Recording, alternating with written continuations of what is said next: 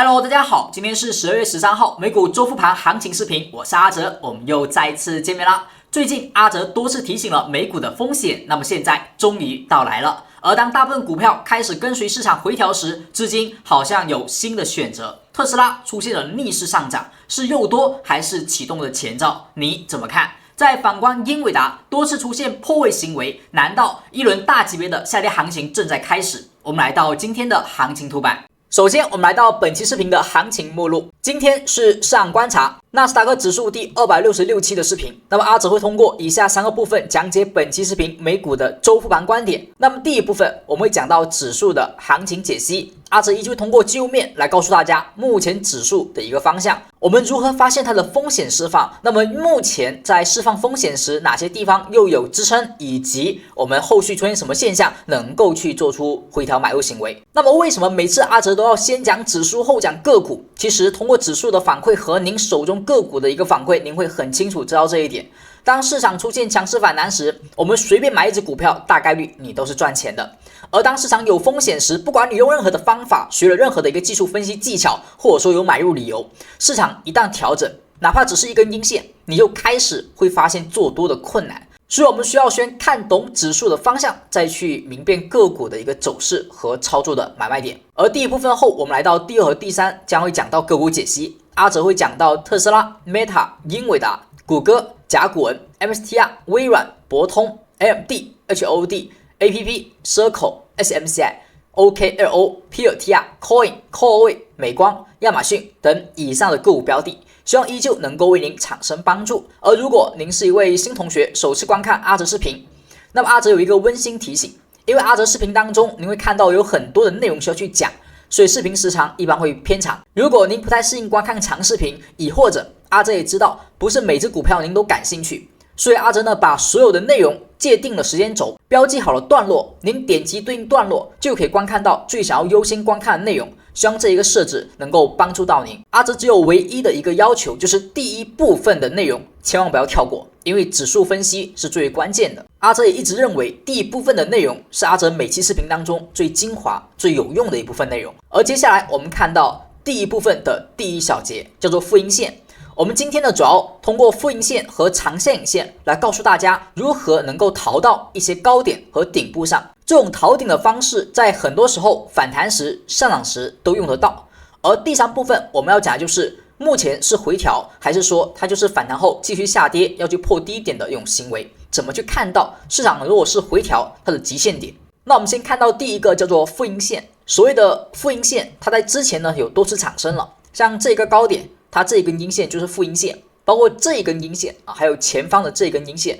它们都是复阴线。而复阴线是阿哲曾经讲过很多次的一个技术分析的逃顶技巧，这个方法也是经典 K 线组合，它也叫做乌云盖顶形态。那么这个名字相信您有听过，它需要由2根 K 线构成，而第一根呢最好是上涨的阳线，而第2根是阴线。阴线的特点在于它的 K 线高点比阳线的高点是高的，也就是说它创了一个新高，而后阴线的收盘价是比阳线它的最低价还要低，这是一个严格条件。宽松的条件是阴线的实体只要覆盖阳线实体一半以上就可以了，那么这又构成了一个冲高出货回落的一个动作。当然它的一个市场含义一般会有出货和砸盘2种情况。我们的应对策略会有3个方面，当然第3点呢，阿哲认为有时候比较激进，所以我们先不讲。那么主要是第1和第2点作为关注的对象。第1点就是如果股价处于上涨反弹当中，你要关注一下，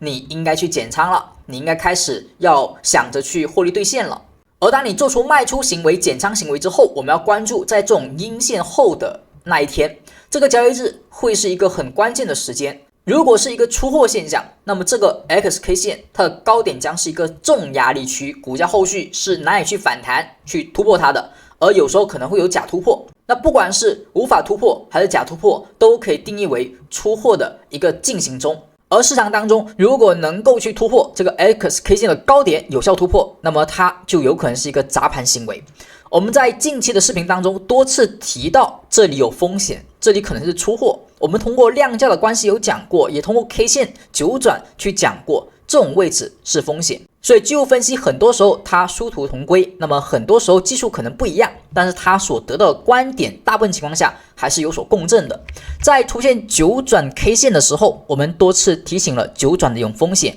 而它的第二天就出现了负线，而这个负线就是本周周一的 K 线。你会发现它是不是比昨天阳线的高点高了，而后它的收盘价是比这个阳线实体一半都低的，所以它是个负线。那又比如说像前期这个地方，它是不是也是上涨途中，而后这根阴线创了阳线的高点，并且收盘价是覆盖了阳线实体一半所以它也是一根负阴线，所以这里也是个风险。那么这个地方的上涨是不是也出现上涨途中它的高点创了新高，而实体覆盖阳线的低点，所以这个地方也是负线。那么负线行为可以认为是一种出货的现象，而负线后的 XK 线则作为关键的压力位。比如说这一天它为负线，后续为 X， 高点不破则延续出货。前期这里它也是负线，后续为 X， 高点为压力，那么不破延续出货。这里也为负线，那么后续为 X， 高点哪里去有效站上去突破，那么这里就是一个延续出货。所以通过负线我们可以看到所用个股哪个地方有风险，哪个地方有压力，而又如何去判定它是出货还是砸盘。而现在我们在周一的时候阿哲是没有专注去提到，因为当时我们用其他方法判断了风险，所以没有必要去讲太多。那为什么在今天周复盘当中会讲到负阴线呢？因为目前的周线上纳指也出现了负阴线组合。那么当下我们看到是纳斯达克指数的周线图表，在周线图上呢，阿哲把负线做了一个简单的标记下面写的负线呢都是负 K 线，而这种 K 线在周线上也同样能够去使用。那么周线上的负阴线一旦产生，并且被确定为出货现象时，它所产生的一个风险是比日线要大许多的。所以我们会看到上涨途中它可能会有多次的负线产生，但只要这个负线后的 X 能够被突破，那么它都属于一种砸盘现象，都只是一种洗盘的现象。所以你会发现这些负线后的 X 都没有问题股价的突破站回反而为支撑，能继续看涨。但近期呢有点改变这个负线后的 X也突破了，也能够看涨，但上涨之后呢，它往下是把它给跌破掉的，而现在又出现了一个负线，所以这个地方已经用负线来表示出多空之间慢慢的多方走弱，而空方走强。阿哲比较担心的一点就是目前的负线会不会正在出货途中。曾经的这一波上涨阶段，它是不是也有负线？但负线后呢，价格都能够把负线的阴线的高点给吃掉这种动作就说明这个负线它的危险性不大，它只是一种途中的洗盘行为。当你发现负阴线出现时， XK 线的高点产生了压力，当负阴线产生时， X 的高点开始无法去被突破，这种现象就表明一轮上升趋势在周线上这种中期甚至是中长期级别它将面临一个风险。而从前期上涨以来多次负线的 X 都能被突破，到目前为止市场的 X 突破之后，它只是走了一个短线，然后突然之间又出现下跌，从之前的强势上行变成了无法去有效突破所以当前的格局我们要关注一下前面这根负线的高点是否能转为支撑，而后就是这一个负线它后续的 X 是否能够被突破。如果前面这个 X 的高点是支撑转为周线支撑，而后这一个负线的 X 能够后续被突破，那么前高有望，而市场在明年依旧还有波段可以看。所以我们看到这一个位置的高点它是 22,886.87， 所以这个点位它可以作为本次回调的一个支撑位，这里是周线上的。而下一周将会是个 XK 线，下周的高点将是关键的中期中长期高点，它也将构成一个压力位，不跌破前期 X 的高点，那么转支撑再突破下周 X 的高点，那么市场回归看涨，这里它只是一个回调，而不是做顶的过程。所以纳斯达克指数我们通过负线在周线上的分析可以得到不小的信息，大家可以好好的去复盘一下纳斯达克指数周线上的负阴线。而接下来我们再看到长下影 K 线，那么什么叫做长下影 K 线？那难道只要有一根 K 线下影线比较长就能够成为长下影 K 线吗？并不是的。老同学应该知道，阿哲一直定义的长下影 K 线是下影线比实体要长2倍以及2倍以上，并且它的上影线应该比实体要短，而且最好是明显的短。那么这种 K 线可以构成一个最为标准的长下影线，而这个影线越长越好。我们为什么要去关注这种长下影线？因为它在上涨和下跌图中将会是一种关键 K 线。影线的产生一般界定了盘中肯定出现了类似于 V 型反转的形态，市场有资金流出，而后出现阴线的下跌，但是却在收盘的时候出现了影线，那么就说明盘中有资金抄底，而后买进，并且买盘比较强势，所以才会形成盘中这种特殊的先跌后涨的形态。但是先跌后涨就一定未来能够看涨吗？并不是的。我们会看到之前讲过，这种长线 K 线在上涨特别是加速周出现，它叫做吊颈线。那这种 K 线它的含义就在于高位或者说市场强势时，散户追涨，散户右侧看涨，而看涨的途中有人趁此机会去出货去卖出，那么盘中有下跌是因为有人在主卖，而为什么又能够抬高股价？那又为什么有人在接？又为什么市场能出现长线影线？就因为散户作为右侧投资者依旧在看涨，依旧在买进，所以冥冥之中一不小心成了接货的那一个，而机构很轻松的在这种短线看涨的位置上不断的出货。所以一旦出现长下影线，要分清楚它的位置。如果是在下跌途中，特别是加速下跌途中，这种地方呢是看多点；上涨加速途中，那么这种地方往往容易出现风险点。所以不管是这个高点以及前期的这个高点，都曾经出现过长线 K 线，那么这种就是吊颈线。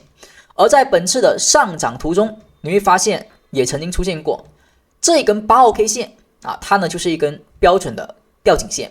而后在大阴线前，这根 K 线也是一根标准的吊颈线。而这种 K 线的产生，我们无法去立刻判断出它究竟是吊颈线还是探底神针，所以很多时候啊，我们需要有一些右侧的判断，比如这根 K 线后能不能走出强势上涨阳线，以及这根 K 线后能不能不要跌破它的低点。而通过周五的 K 线，我们右侧确认了一下，这两根 K 线都是出货的 K 线，所以周五才会出现这种阴线下跌，把左侧两个低点给砸断，给破掉。否则的话，聪明钱在这两个地方去买进的筹码，它不会在周五的时候还出现这种阴线。所以当下呢是一个出货的周期，市场走出了一个类似于圆弧的顶部，而后周五是破位 K 线。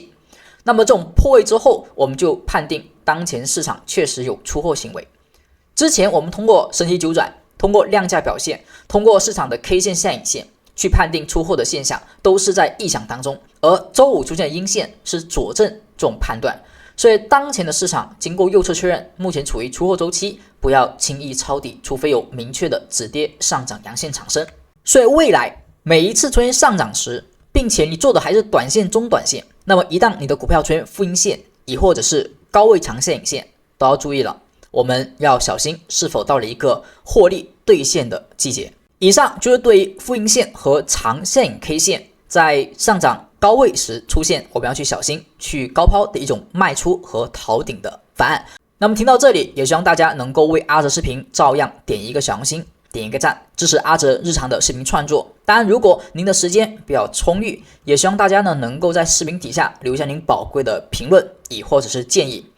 同时，如果您是一位新同学，首次观看阿哲视频，在您感觉有所收获和帮助的时候，也希望大家能够点击底下的订阅按钮，成为阿哲频道的订阅粉丝观众。那么点击之后会显示已订阅，就说明您订阅成功，您已经成为我们的粉丝订阅同学。顺便您也可以把这个全部铃铛点开，只要点开这个铃铛，未来阿哲的每一期视频，每一期的观点都会在发布之后第一时间通知到已经点了铃铛的订阅粉丝同学。所以这个铃铛呢大家如果不想错过阿哲的视频，是一定要点开的。感谢您的点赞、评论以及订阅支持，谢谢各位老同学和新同学。那么接下来我们将看到第三部分，所谓的短波回调极限点怎么去分辨。在短期来讲，目前这个下跌它已经构成了回调，而且是有效回调。那么回调呢就分为两种情况，一种呢是相对正常的回调，而后还有极限的回调。当然如果要细分，还有强势回调。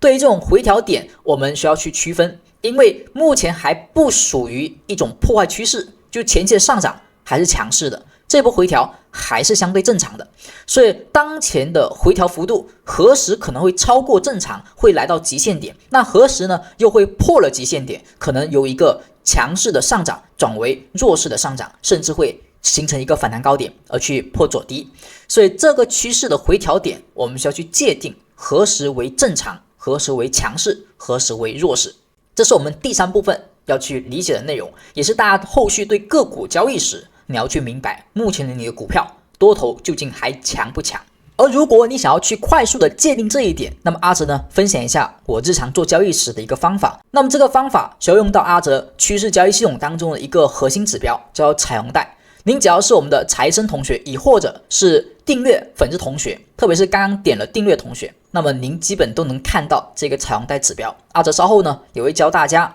如果您未激活的，阿哲教您怎么去激活这个指标。现在呢，阿哲先分享它的一个使用技巧。首先，它有2种颜色，一种呢是紫色，一种是黄色。紫色带呢说明是中短期处于一种上升的趋势，黄色带说明处于中短期处于下跌的趋势。而近期这种上涨为什么称其为强势？因为它把趋势带由黄色转为了紫色，说明多空之间的博弈在紫色带上，就说明多方强于空方。正常来讲，这种趋势反转是不太容易产生的，所以前期的这种上涨趋势才会一直保持紫色带，近期才产生黄色带。这种就是说明了趋势一旦形成不会轻易发生改变的这种场景。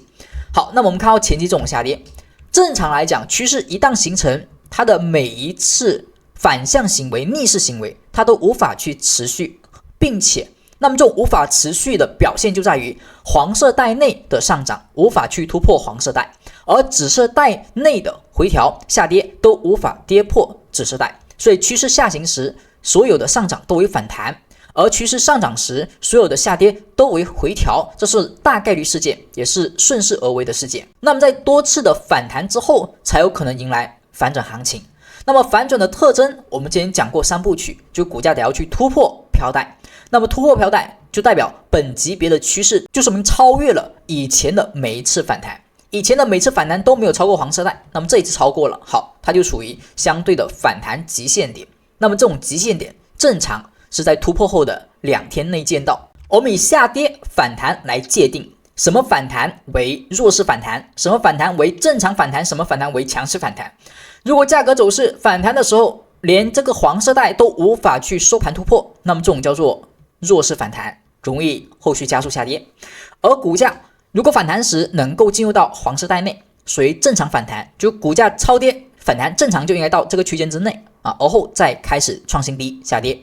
那么股价如果能够突破飘带，这种为强势反弹，强势反弹则有机会进入到反转的步骤当中。而同样的，我们在上涨途中紫色带也可以以此去界定，股价如果是碰到飘带而不跌回飘带，那么这个动作就叫做相对多方强势的回调。而价格走势只要只是回踩飘带的上沿没有跌破，那么这种都属于多方强势的一种回调。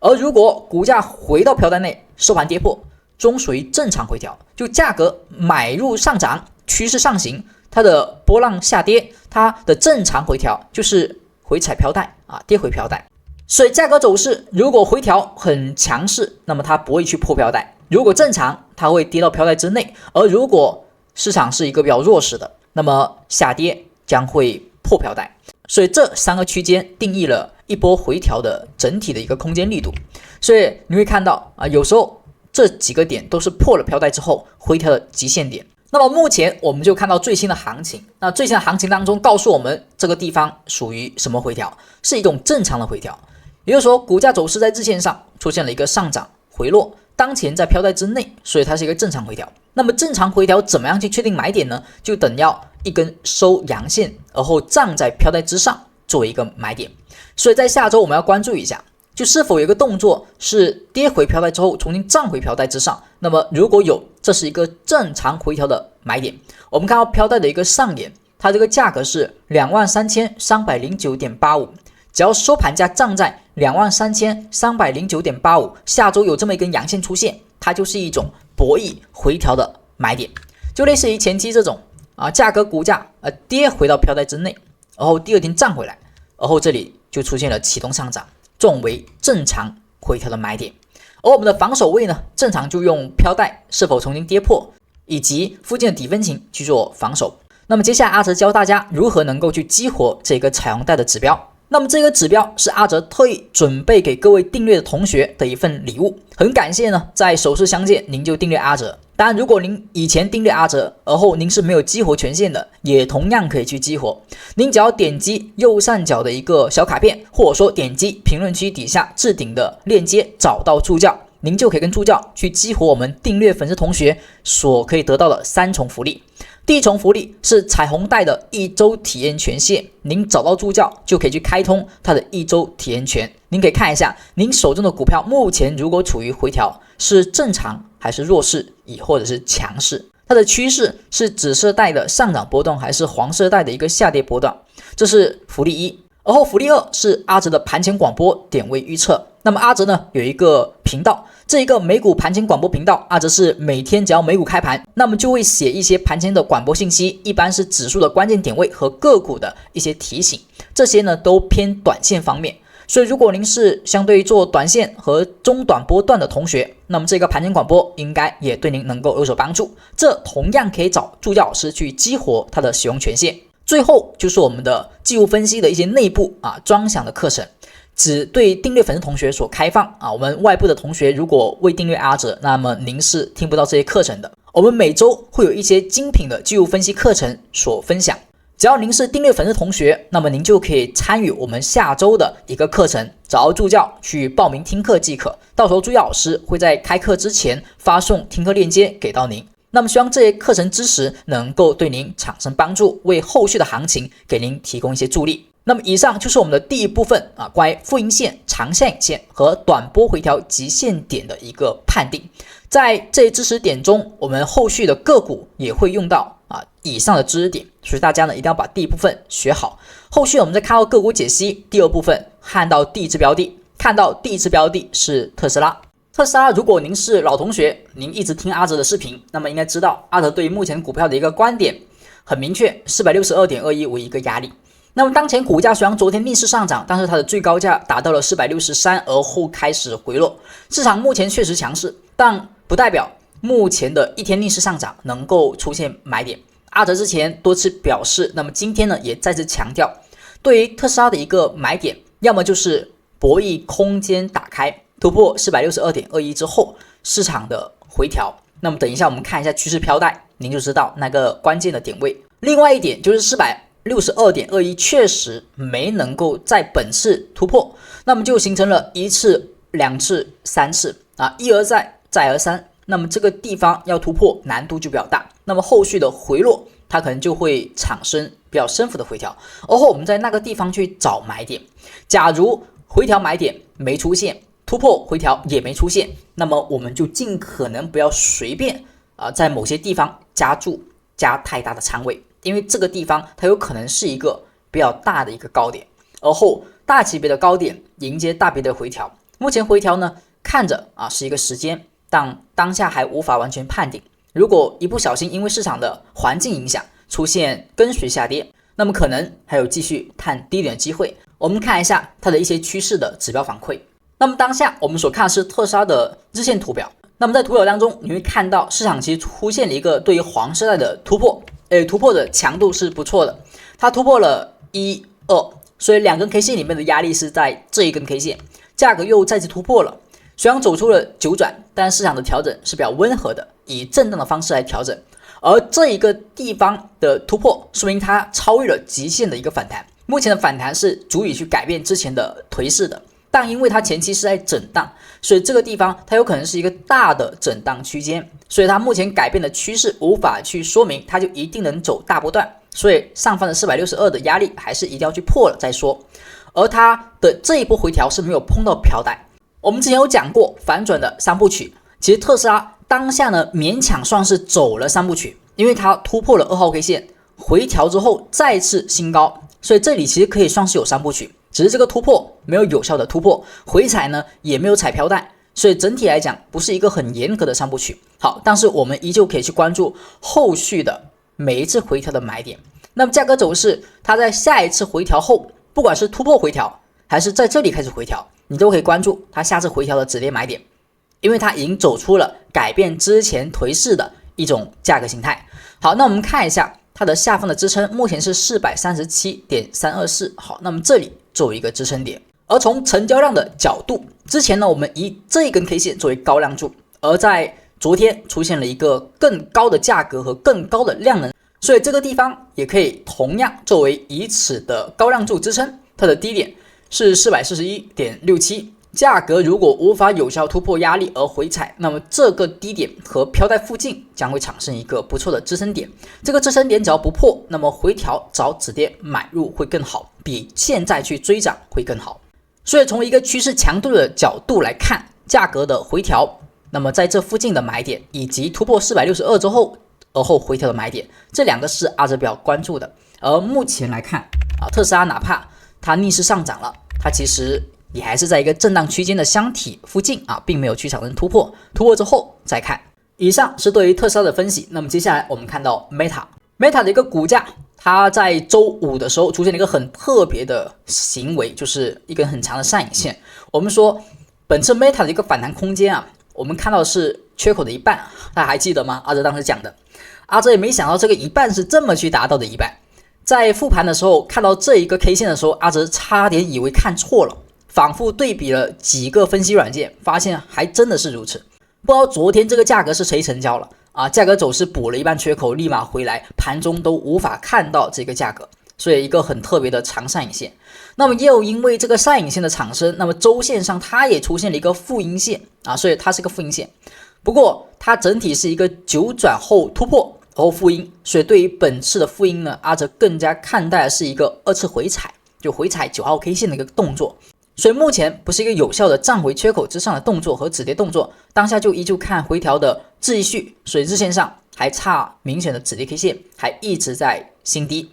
周线上呢也有这种回调的负阴线的 K 线，所以我们在 Meta 上的一个观察就连续在9涨高点之后的调整，我们去关注后续下周是否能够有止跌 K 线。那么日线上有什么短期的支撑吗？我们看到它的趋势常态的表现。那么我们目前可以看到，就是170天线的压力依旧有效的所以当前170还是一个跌破有效。那么中长期这里呢形成了一个比较明显的一堵墙，所以股价的上涨还是只能先以反弹看待。市场的一个趋势当下是走了一个突破飘带，所以它是极限的一种突破。好，极限突破不代表一定能反转，所以价格走势只要是黄色带突破就属于极限突破。那么极限突破反弹强势，它的反转必须要走一个回踩不破而后新高。所以当前呢就是上涨突破了，回踩目前没破，价格还算是有止跌，但确实这个新高它有点太勉强了一个长上影线新高，最好还是能够有一个实体站上170，我们去构成这个反转的首个形态，目前还没有。所以价格走势看一下这里能不能止跌有效，以及止跌之后的买点能不能给我们一个收盘新高。所以目前是第二部曲的过程当中，我们等一个收盘。当下呢是跌到了飘带附近，目前是刚跌进来，所以它是属于一种正常回调。正常回调不跌破飘带下沿之前，收一根阳线站在飘带之上作为一个买点。所以当下的飘带上沿是 645.217， 下周如果有一根阳线能够不跌破飘带的下沿之前站到 645.217 之上，那么可以构成一种回调正常的一个买点。飘带的下沿是 625.891， 如果直接往下跌，跌破 625.891， 那么这里将会进入到极限回调的区间，而这里也同时有一个缺口支撑所以看一下下周是否是正常回调止跌，还是要往极限回调去看。以上是关于 Meta 的分析。那么接下来我们看到英伟达，在英伟达的行情走势当中，我们之前有提醒过，就是市场它的走势慢慢的偏空了它走了一个下跌反弹，而后三角形整理，整理之后市场还是没有出现启动向上去更高的反弹，而是走了破位。所以在周四的时候出现跳空缺口，把三角形整理给破掉了。破掉之后，那么目前延续下跌。这种三角形整理在下跌图中出现的时候它很多时候是一个延续形态，所以破呢是大概率事件。当前的破就意味着前面低点是一个目标，所以当下的这个目标位是前方的低点。如果下跌趋势延续，那么破底为正常，所以反弹弱势为正常。那么反弹弱势往下破，二次回踩的概率是低于下跌趋势形成，所以当前这个地方出现破低点的概率呢，是比二次回踩止跌的概率是要大许多的。所以目前以下跌趋势形成来对待英伟达，除非后续有明确的反转 K 线形成，比如说市场在这里出现了小 K 线、XK 线，昨天是复阴线嘛，好突破，而后反弹，反而走出了这种结构，那么我们可以去看未来的趋势改变。但当下呢，它是一个下跌反弹、下跌反弹，高点再降低，那么低点有所降低，所以这个地方低点降低的概率会比出现刚才所讲的反向的概率要更大一些。那么我们接下来看一下它的趋势角度。那么英伟达是在一波反弹到黄带的时候，是不是正常反弹？就价格如果是超跌反弹，那么正常就是应该反弹到黄带，所以它的反弹呢属于多方正常的一个表现，那么就还是空方的领地当中。跌破飘带确认反弹高点，同时它也是黄 K 的一种风险释放。反弹过程当中，黄 K 是阿泽交易系统当中另外一种信号，是超买超卖信号，它呢意味着市场上涨到了一个超买区间。超买区间如果是在上升趋势波段，我们最多看回调，但如果它是一个下跌反弹阶段，那么这个地方就容易是一个反弹高点，那么它也是增强了一种风险的信号。所以出现黄 K 的时候，我们就要注意它的一个风险到来了。而当下就是黄带下的下跌，那黄带下下跌，那么下跌趋势延续，所以当前就还是小心，它还是一个放量的复阴线啊，所以目前英伟达就先观望，关注它的下跌趋势是否延续新低。以上呢就是关于特斯拉、Meta 和英伟达的分析。那么下面我们看到第三部分，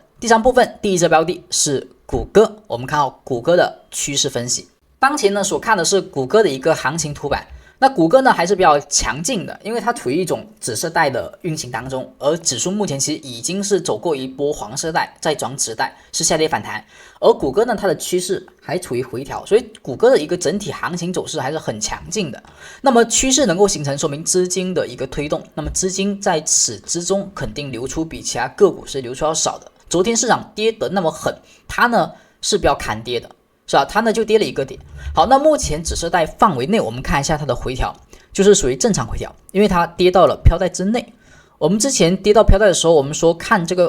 个运线，如果能突破，它可能就是一种强势回调，但它没有突破，而是继续往下跌。那么这里呢，就是一种相对的正常的回调。那之前股价从这个高点往下落，这一波也是正常回调。这正常回调买点就是重新站上飘带。当然呢，我们不太建议买到阴线啊，你最好是等阳线买会好一些。所以目前的买点看到飘带的一个上沿，它是 315.067 附近，那么收盘价只要下周站在 315.067 之上，那么就构成一个收阳的买点，回调正常的买点。当然那个阳线如果能够是放量的阳线，那么效果会更好。而当下对于前面的缺口开始有所回补，那么缺口呢也有所支撑，这是好事。所以等那么一根阳线出现，做二次的回调买点。前方呢也是一个黄 K， 那么黄 K 产生，一旦有黄 K 后的跌破，就小心它是一种上涨时的超买，风险就是对紫色带的回调回踩。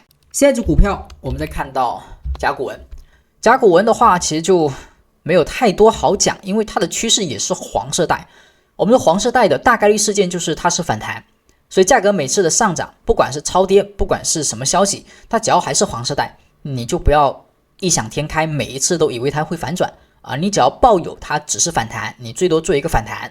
的一个心思去看就好了。所以黄色带当中呢，它的一个下跌九转，很多时候就容易失败啊，因为空方趋势下跌，哪怕超卖，哪怕呢它有超跌，它反弹，它也容易走弱，而上涨的九转呢，效果反而会好。所以你如果要去看好神级九转，看好趋势呢，也是个关键。下跌时的九转你呢最好不要参与太多。那么下跌趋势当中，一旦出现黄带附近的九转，你就要小心了。特别九转过程当中还出现了什么放量小 K 线、放量不涨，以及170天线的压力附近刚好技术共振，所以这一个点位，阿哲相信，如果你之前几期视频都有听的，那么甲骨文这一波暴跌，你不一定能够全逃走，但你肯定你的仓位不会放很多，而后你肯定也在这里有减仓，因为它是个黄色 K 线，你至少不至于在这里去加仓买进吧。黄 K 是不加仓的，我们一直有这么去讲过。就阿哲的交易系统公开分享的这一套趋势交易体系，它很简单，它的逻辑也很清楚很小白，但阿哲觉得如果你能够听得明白听得进去，哪怕这是阿哲免费分享的内容，它也对你能够起到不小的帮助。而这一个黄色飘带如果还未激活的同学，那么就记得在定略 R 值之后，及时呢在右上角的卡片当中去找助教老师，可以去激活这一个我们的黄色飘带，这个彩虹带的指标，看清楚趋势，黄带之下任何股票的上涨你就小心小仓位哪怕做也就先看反弹。那目前呢是好像有点二次回踩，没有破左边低点，那你要看一下它在这里震一震是往下破，还是在这里止跌往上走？往上走依旧看反弹，因为是黄色带，只有走出突破回踩不破，而后在这里才是一个博弈点，突破趋势转变回踩才去做顺势的加仓点，而在此之前呢都只做反弹，都不随意的去看好。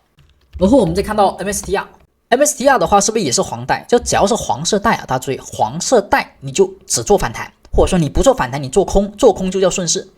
所以我们关注一下，在黄色带之下一旦形成趋势就不容易改变，哪怕偶尔有强势的反弹是吧？黄 K 有风险，往下跌时它又不止跌，又不出现这个动作，好，只要不出现这个动作，那么这个动作只要不形成不完整，那么市场一波反弹哪怕再强它呢总会跌回来的。所以这种是空方趋势下，我们当下看到它就还是一个反弹。那飘带的上沿是 192.19， 那么下沿是 181.63 这个区间虽然在收窄，但当前还是黄带，你可以在这里震你如果震到这个飘带从下跌转为震荡再走为上涨也行，但目前还早还没有。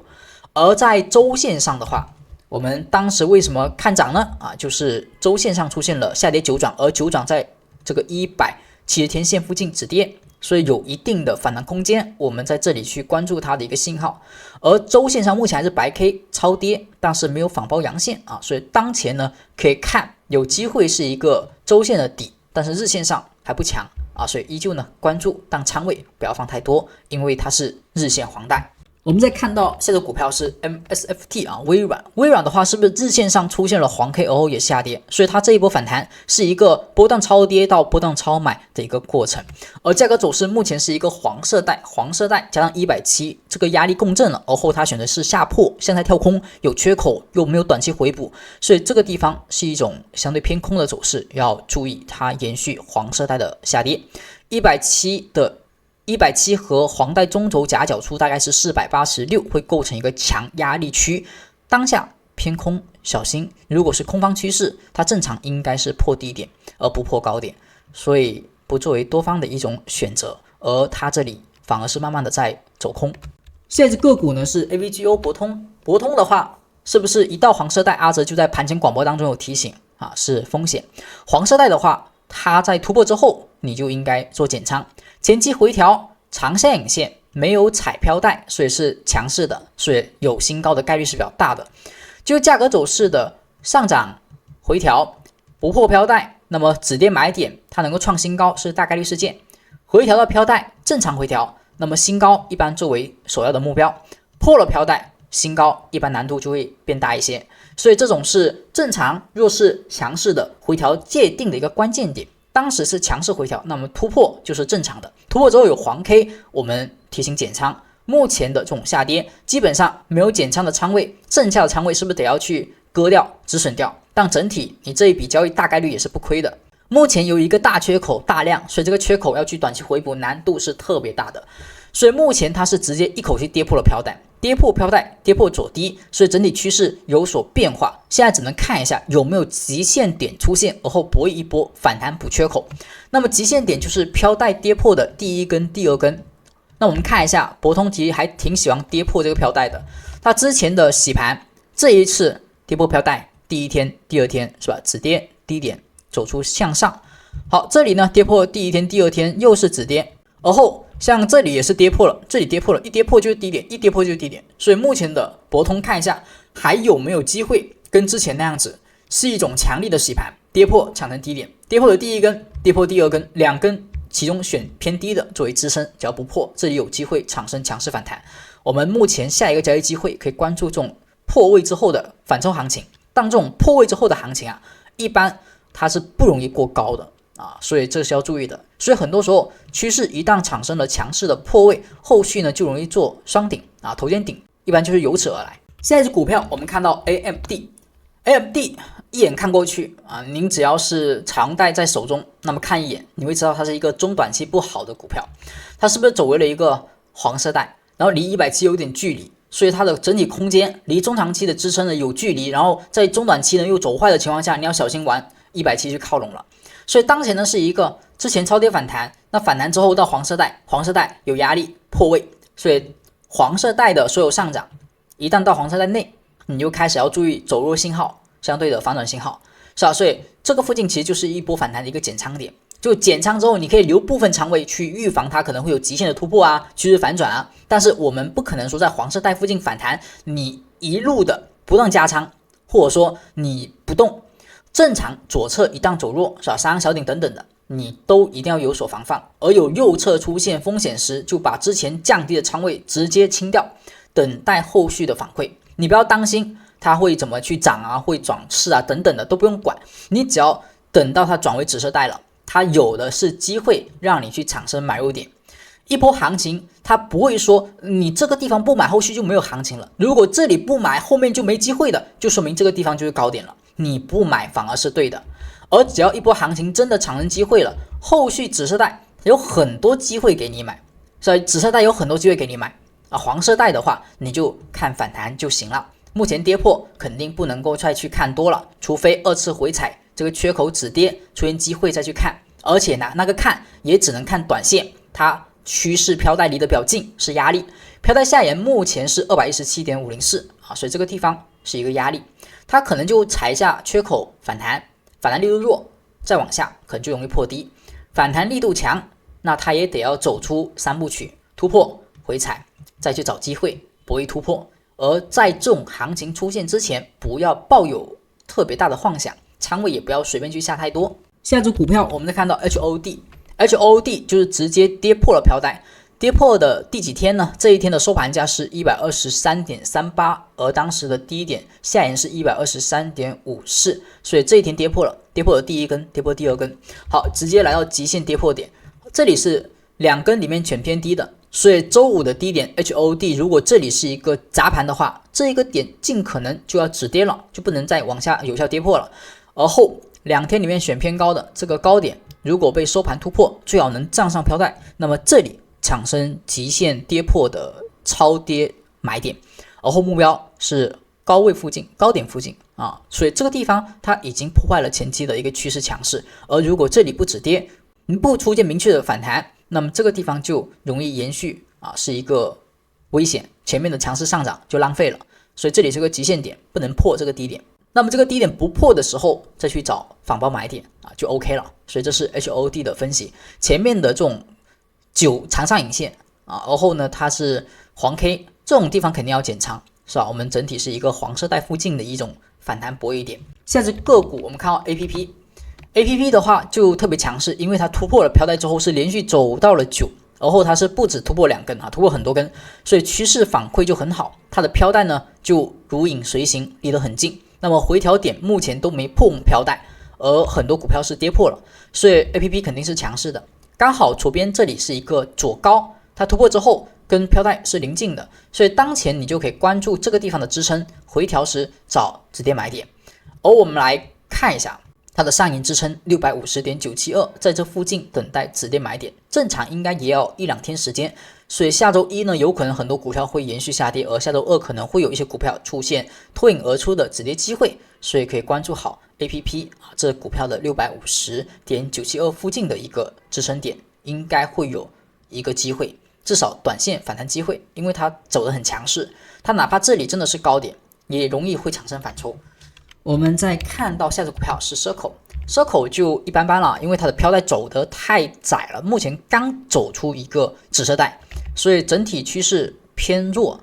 飘带突破之后的2号 K 线，它是一个运线高点产生压力，没能继续往上突破，所以它是个极限点，但是没有超越极限。回踩时呢是一个负线，而后放量下跌，所以飘带不一定扛得住，看一下支撑。大概是在 81.002 这里产生啊，这个地方有个支撑，跌破那其实就是正常的一个反弹高点的形成，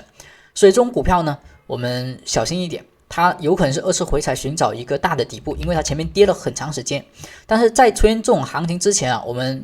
不要随便的去，因为它有可能走反转而去买太多仓位。我们需要的是它确实不跌破，然后在这里止跌，可以去找机会，然后新高之后呢，再继续的找飘带的延续去买。而在这里如果继续往下调，就依旧看反弹的结束吧。然后我们看到下一只股票是 SMCI。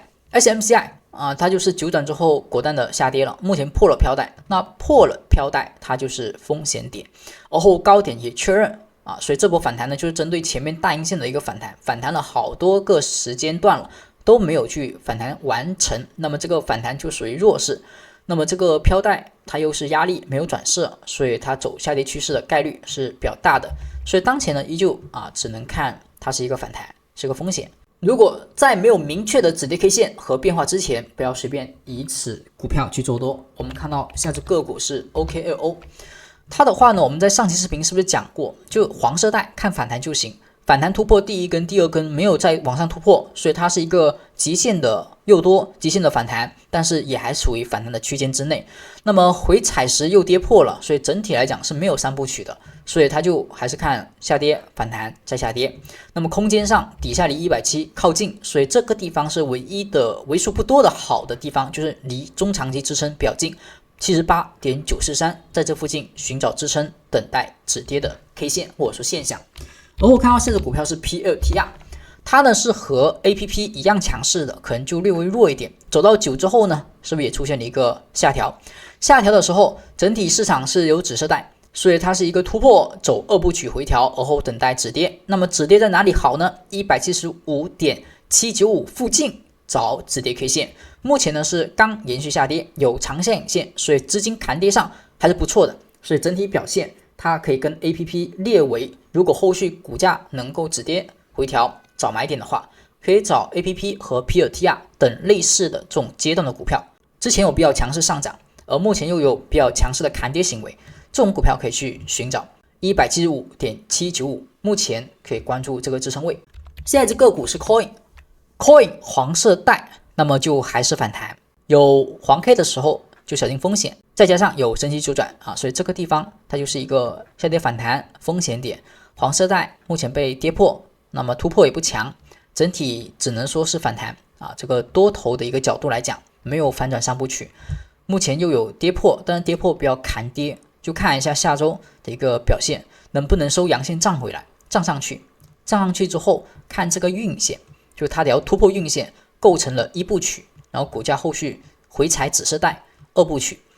上涨突破三部曲。然后我们在第二部曲的时候，就是它突破的时候，你激进的同学可以做追涨，因为它有可能走一段距离才回踩，所以我们博弈的是它还能加速，所以突破的时候可以做一笔仓位，然后回调再去买入第二笔，再往上突破回踩时去买入第三笔，这种叫做一个仓位的逐渐叠加的一个思路。而现在没有突破之前，这里就以反弹看，它就有机会还在往下走，所以你就不能够随便在这里去加仓，而只能够去减仓。那么关键的压力就是高点 284.74， 在这之下都只是反弹弱势或极限的表现。那么我们再看到下一个股票是 Core 位，它就是突破，是不是也到了一个运线的地方，也是突破2根左右然后回踩跌破，那么这个地方就也是放量下跌